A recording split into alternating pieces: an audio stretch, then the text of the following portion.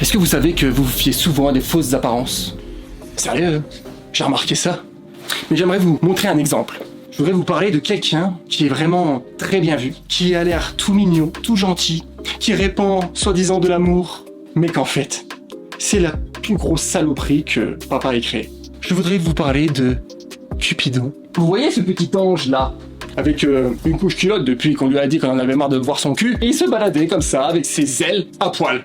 Mais c'est pas tout, vous ne savez rien de cette personne. Il a le même âge que moi, je vous rappelle, et il a toujours l'apparence d'un enfant. Un enfant de 10 ans, mais il est tout fripé le truc, hein. Je sais pas si vous avez déjà vu ce film Esther, mais c'est un peu la même chose. Il a foutu beaucoup plus de bordel que moi, et vous ne le voyez même pas.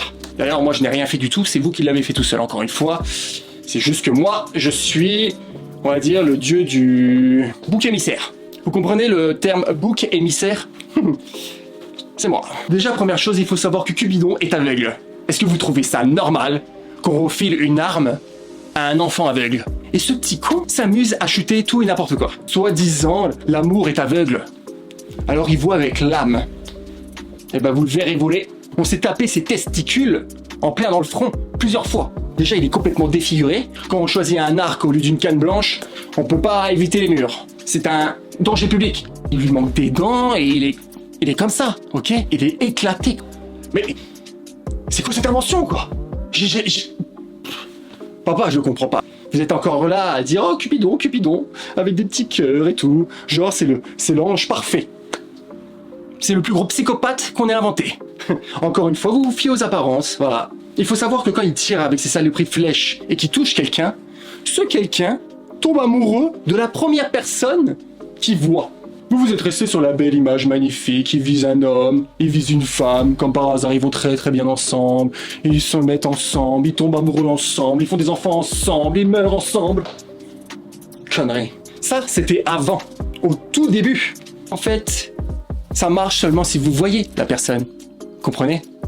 Et lui qui est aveugle, ça ne marche pas. Donc il était très frustré. Et il est tombé dans le crack et l'alcool. Je me rappelle quand j'étais encore un ange, je le voyais se cacher dans les nuages pour s'enfoncer ses flèches. Je préfère ne pas dire l'endroit.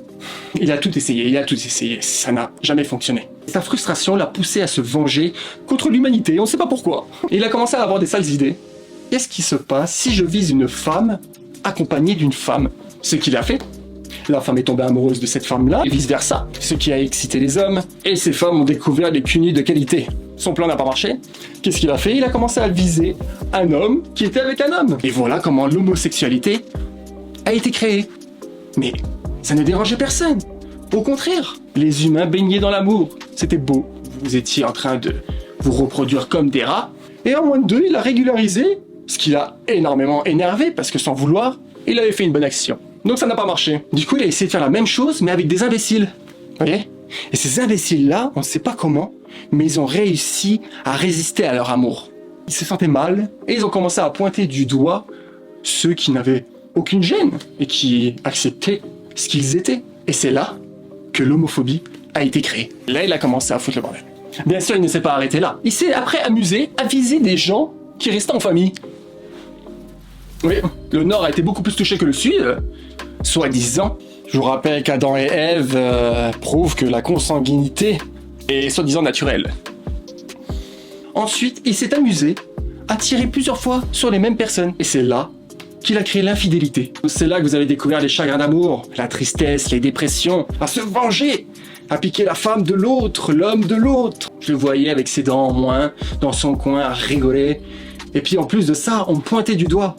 Et il se moquait de moi. Mais ça ne suffisait pas. Du coup, il a voulu un peu pimenter le jeu, viser des personnes qui étaient seules, comme des bergers, des fermiers, seuls mais entourés d'animaux. Qu'est-ce que ça va donner? Et là, l'homme a commencé à faire des choses très bizarres. Avec son pénis, à les mettre à des endroits étranges. Oui, la zoophilie vient de cet enfoiré. Tous les humains ont commencé à devenir complètement dingues. Ils sont devenus fous, vous voyez. Mais ils avaient leur conscience, quand même. Du coup, ils allaient se confesser. Et ils se confessaient énormément. Il a donné du boulot par-dessus la tête à tous ces pauvres curés. Et qui est-ce qu'on pointe du doigt encore? Bibi. Et là, son œuvre la plus diabolique est arrivée. Dont on me pointe du doigt encore. de viser les curés.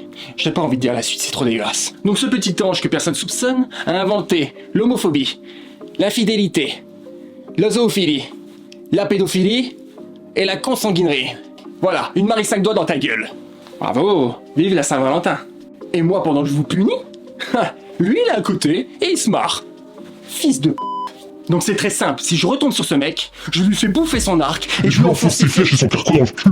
Je vais vous donner une astuce pour contrer toutes ces choses. Si vos pulsions vous poussent à créer des victimes que vous détruisez, dites-vous bien une chose, c'est qu'on se retrouvera. Par contre, si votre amour ne crée aucune victime et qu'en plus de ça, ça fait chier un peu les gens, aimez-vous à fond.